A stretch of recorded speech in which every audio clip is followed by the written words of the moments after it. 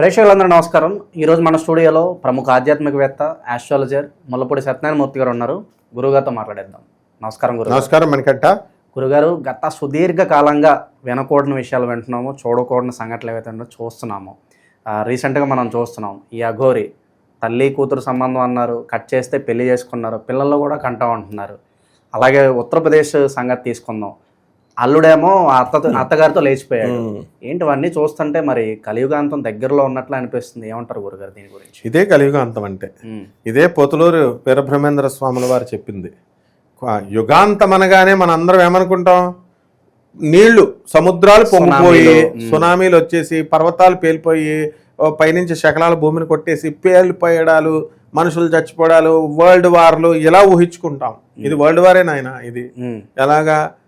కూతుర్ని పెళ్లి చేసుకోవడానికి వచ్చి తల్లిని లేపుకెళ్ళిపోయాడు. ఇంకేం చెప్పాలి చెప్పు ఉత్తరప్రదేశ్లో. తర్వాత మామగారే దగ్గరుండి అత్తగారితో అల్లుడికి పెళ్లి చేయించింది ఇంకో సంఘటన. ఇకపోతే పోతులూరు వీరబ్రహ్మేంద్ర స్వాముల వారు ఏం చెప్పారంటే, ఆడవాళ్లే ఇంట్లో పాపం ఇదివరకు ఉండేవారు, వాళ్ళు బయటకు వచ్చి చదువుతారు, ఉద్యోగాలు చేస్తారు అన్నారు. బాగుంది. అది ఎప్పటికీ మార్చుకుంటూ ఉండాలని 1950 ఆ టైం ఇండిపెండెన్స్ వచ్చేంతవరకు ఆ పరిస్థితి. ఆ తర్వాత బయటకు వచ్చిన తర్వాత అక్రమ సంబంధాలు, వాళ్ళు ఎవరిష్టం వచ్చినట్టు వాళ్ళు అన్నారు. అప్పుడు సుప్రీంకోర్టు తీర్పే ఇచ్చింది. పెళ్ళైనటువంటి వ్యక్తి నిర్భయంగా అతను వేరే వాళ్ళతో సెక్స్ చేయొచ్చు. పెళ్ళైనటువంటి స్త్రీ ఆమెకి ఇష్టపూర్వకంగా వేరే వాళ్ళతో సెక్స్ చేయొచ్చు. సో ఏమన్నా అంటే సుప్రీంకోర్టు సైటేషన్ ఉందంటున్నారు. సుప్రీంకోర్టు మంచి ఉద్దేశంతో చెప్పినా కూడా, అరే నీ స్వేచ్ఛకి ఎందుకు మేము అడ్డవడం, right to education, right to speech లాగా రైట్ టు సెక్స్ అని నీకు కాన్స్టిట్యూషన్ లో ఉన్నది కాబట్టి మిస్యూజే చేసుకుంటున్నారు. ఇలాంటి మిస్యూజ్లే జరుగుతాయనే పోతులూరు వీరబ్రహ్మేంద్ర స్వాముల వారు చెప్పారు. కాబట్టి ఇది కలియుగం, ఇది కామయుగం, అందులో డౌటే లేదు. కాబట్టి ఈ యొక్క ఆడవాళ్ళు పెళ్ళిళ్ళు చేసుకుంటారు. ఆడది ఏదైనా చేస్తుంది అంటే ఇంతకుముందు సాంప్రదాయబద్ధంగా కాకుండా కొంతమంది ఇలా మారిపోతారు అని బ్రహ్మంగారు చెప్పారు. అందులో భాగంగానే అమ్మా అమ్మా అంటూ పిలిచి, అఘోరమ్మ అఘోరమ్మ అంటూ పిలిచి, వర్షిణి బీటెక్ సెకండ్ ఇయర్ చదువుతున్నటువంటి స్టూడెంట్, అద్భుతమైన ప్రతిభా పటవాలు ఉన్నాయి అమ్మాయికి, వాక్చాతుర్యం అద్భుతంగా ఉంది. అలాంటి అమ్మాయి డీప్ లవ్లో పడిపోయి లవర్ బాయ్ కింద చేసేసింది మనవాడు.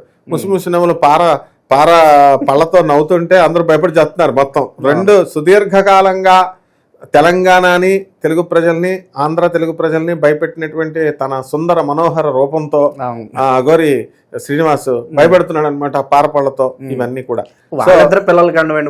మరి అదే కదా బ్రహ్మంగారు చెప్పిన కలియుగాంతం. ఇప్పుడు చక్కగా వర్షిని డిక్లేర్ చేసింది, మేము పెళ్లి చేసుకున్నాం, పిల్లల్ని కూడా కంటాము అని. సూపర్ అనమాట. కాబట్టి కన్ని చూపిస్తారు కూడా వాళ్ళు. ఇదే ప్రపంచ వింత విషయం. నెక్స్ట్ ఇంకోటి ఏంటంటే, ట్రాన్స్జెండర్ మొగుడా, నేను అఘోరి ట్రాన్స్జెండర్ అని చెప్తున్నా సరే, ఈ అమ్మాయి నిన్నే పెళ్ళాడతా అని వర్షిని వెళ్ళడం, నన్ను ఆల్రెడీ పెళ్ళాడేసాడే నువ్వేంటే ఇప్పుడు వస్తున్నావు అని చెప్పి ఆల్రెడీ పెళ్ళైపోయి తాళిలతో సహా కట్టించుకొని, వెండి తాళి అతని మెడలో ఉన్న వెండి తాళితో నన్ను కట్టాడని ఒక పసుపు కొమ్ముతో ఉన్న తాళి పట్టుకొని వచ్చి లాయర్తో సహా వచ్చి కేసు పెట్టి బైగామి కేసు పెట్టినటువంటి ఆవిడ ఇంకొక ఆవిడ. అంటే ఒక ట్రాన్స్జెండర్ కి ఇద్దరు లవర్స్. అసలు ఇప్పుడు కాలంలో పెళ్లి కాని కుర్రోళ్ళకి ఒక లవర్ దొరకట్లేదు, ఒక పెళ్లి అవ్వట్లేదు. ట్రాన్స్జెండర్ కి ఇద్దరు. వీడు రాజభోగం చూసావా? ఇలాంటి వింతలే విశేషాలే జరుగుతాయి కలియుగాంతానికి అన్నారు. ఇవే నిదర్శనాలు. కాబట్టి ఎట్టి పరిస్థితుల్లో మనకి ఈ యొక్క కలియుగాంతంలో 2030కి చాలా దగ్గరలో మనం ఉన్నాం అనమాట. అండ్ రెండవది ఏంటంటే కోలివింగ్. ఇప్పుడు ఇంతకుముందు పద్ధతుల ప్రకారం మనము 1970s 80s వెళ్ళిపోతే హాస్టల్ రూమ్స్ తీసుకునేవారు, పీజీ హాస్టల్స్ అన్నారు, వైఫై ఫ్రీ అన్నారు. ఇలాగ స్టెప్ బై స్టెప్ వచ్చుకుంటూ డెవలప్మెంట్ వచ్చు. ఇప్పుడు కోలివింగ్, ఓయో రూమ్లు వచ్చినాయి, ఓయో రూమ్లు. ఆ తర్వాత ఆ డెవలప్మెంట్ ఇంకా డెవలప్ అయిపోయి కోలివింగ్ అని వచ్చేసింది. ఇప్పుడు ఈ కోలివింగ్ అనేవి పెళ్ళైన తర్వాత మనం ఎలా ఉంటాము అనేది ఏదో ఒక ట్రైల్ లాగా ఉంది. అంతే, ట్రైల్ వర్కౌట్ అయితే వెళ్తున్నారు, లేదంటే అక్కడతో విడిపోతున్నారు. అంతే. మరి అమెరికాలో వెస్ట్రన్ కంట్రీస్ లో ఏంటి, దానికి ఒక పద్ధతి ఉంది. వెస్ట్రన్ కంట్రీస్ లో నువ్వు ఫస్ట్ సెక్స్ బాగా చేస్తావా చేయవా చూస్తారు కొంతకాలం. That is very important for them. అది భోగభూమి అది. కాబట్టి ఈ పెళ్ళి అయిన తర్వాత నువ్వు సరిగ్గా చేయకపోతే మళ్ళీ డైవర్స్లు ఈ గోళ కోర్టులు, అమెరికా ఇండియన్ కోర్టులా కాదు, అది చాలా కాస్ట్లీ కోర్టులు, అక్కడ బోల్డ్ కోర్టులు అయిపోతాయి. అందుకే గోలంతా ఎందుకని ఫస్ట్ అమెరికాలో అలాగే చేస్తారు. చేసిన తర్వాత వీళ్ళిద్దరికి బాగుంది, సంతృప్తికరంగా ఉంది అంటే ముందుకు సాగి పెళ్లిళ్ళు చేసుకుంటున్నారు. సో అయితే అక్కడ విచిత్రం ఏంటంటే అక్కడ కోలివింగ్ ఉన్న అక్కడ ఒక పద్ధతి ఉంది. ఎలాగంటే అక్కడ మెచ్యూరిటీ ఉంటున్నాడు, అక్కడ మెంటల్ స్టేచర్ బాగుంటుంది. కాబట్టి ఎంతవరకు ఉండాలో లిమిటేషన్స్ లో ఉంటారు. మన భారతీయులకి అవి ఏమి ఉండవు. కాబట్టి ఇక్కడ పొలవమని వెళ్ళిపోయి కాశీ గుడి అన్నారనుకో, గొల్ల చుట్టూ తిరగంటారా అంటే కాశీ మీద పడిపోతారు, ఫుల్ రష్ చేస్తారు. షిరిడి మీద పడిపోయారు. అలాగే అన్ని గుళ్ళు, మా కామాఖ్య గుడి మీద రష్ చేసేస్తారు. అట్లా వాళ్ళకి మెచ్యూరిటీ ఉండదు. కాబట్టి వీళ్ళంతా కోలివింగ్లోకి వెళ్ళిపోయారు. ఈ కోలివింగ్లో లాంటిదే మన అఘోరి శ్రీనివాస్.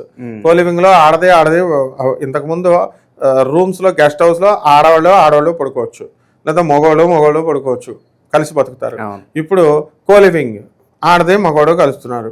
ఇప్పుడు అడ్వాన్స్డ్ కోలివింగ్ మా అఘోరి శ్రీనివాస్ తీసుకొచ్చాడు. అంటే ట్రాన్స్జెండర్ ఆడదే పడుకోవచ్చు. ఇప్పుడు ఎంతటితో ఆగిపోదు ఈ కలియుగాంతంలో. ఇప్పుడు ఈ అసలు విచిత్రం ఏమిటంటే ట్రాన్స్జెండర్స్ అనేటటువంటి వాళ్ళకి మగాళ్ళ మీద ఫీలింగ్స్ ఉండాలి. అవునా? ఇక్కడ అఘోరి నువ్వు అన్నట్టుగా ఇక్కడ అఘోరి శ్రీనివాస్ కి రివర్స్ లో ఉంది. అంటే అమ్మాయిల మీద ఫీలింగ్స్, అంటే విచిత్రం జరుగుతుంది. ఇజ్రా ఎలా ఉండాలా, మగవాడి మీద ఫీలింగ్స్ ఉండాలి.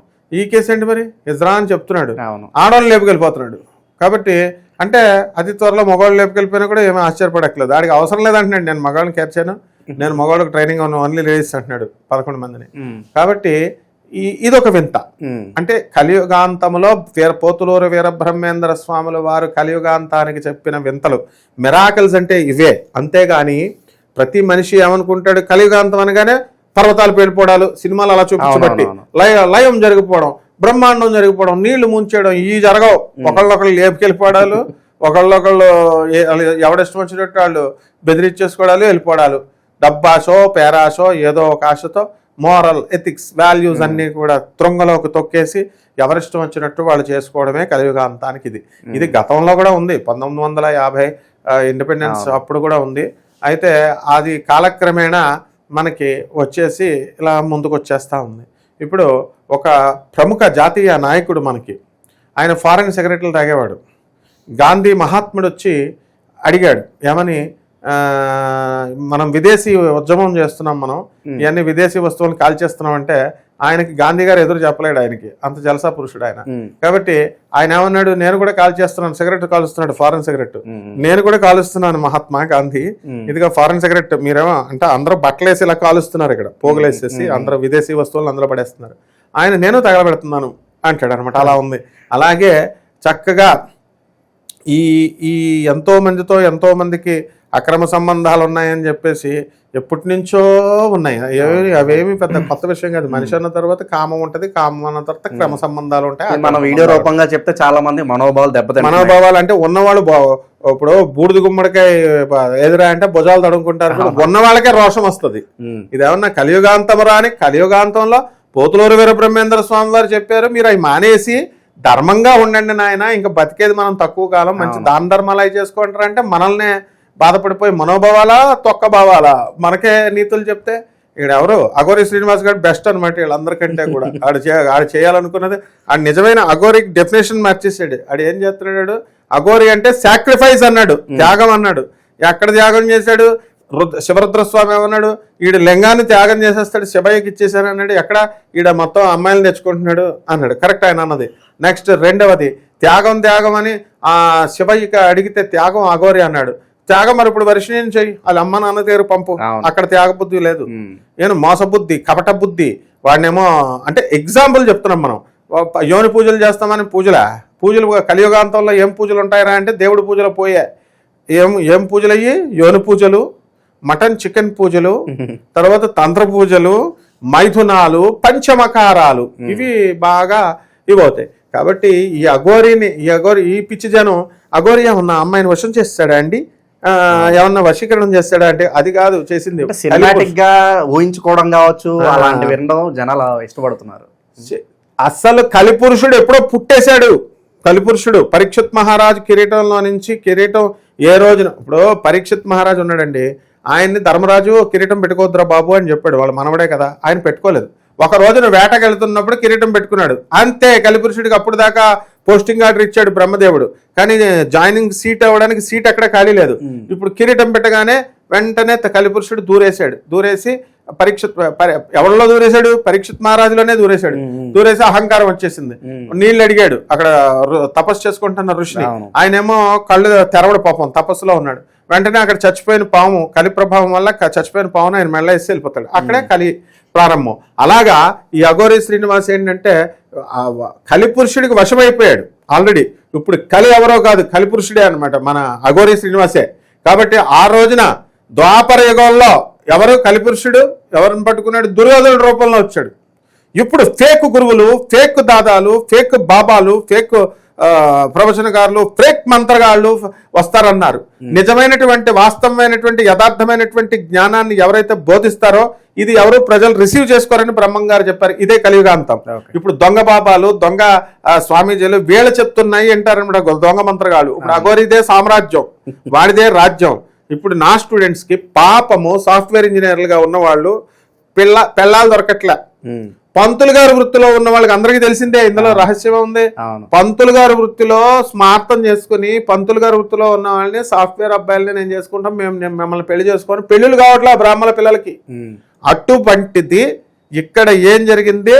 ఈ అఘోరికి వాడికి రూపాయి ఆదాయం లేదు, అందం లేదు, ఏమీ లేదు. గారపళ్ళు మంచి బ్రహ్మాండంగా బ్యూటిఫుల్ గా కనబడింది. ఆ కలర్ చూసి లవ్ చేసిందంట మన వర్షిని. మరి అలాంటి వాడికి ఇద్దరేసి ముగ్గురేసి పెళ్ళాలు చక్కగా పొలవమని వచ్చేస్తున్నారు. 11 మంది ఇంకా నాకు లైన్ లో ఉన్నారని చెప్తున్నాడు. కాబట్టి ట్రైనింగ్ ఇస్తున్నాను అంటున్నాడు. కాబట్టి ఇంకా ఎంతో మంది భక్తులు వెళ్ళిపోయి ఆడభక్తులు వెళ్ళిపోయి దండాలు ఎట్టేస్తున్నారు. కాబట్టి ఈ ఆడభక్తులందరికీ తాళ్ళు కట్టేస్తాడు. ఇవన్నీ చూస్తాను నిజంగానే ఇదే కలియుగాంతం గ్యారంటీ వచ్చింది. ఎవరి మనోభావాలకి సంబంధం లేదు. కొట్ల కింద ఇలాంటి అక్రమాలు జరిగిపోతా ఉంటాయి.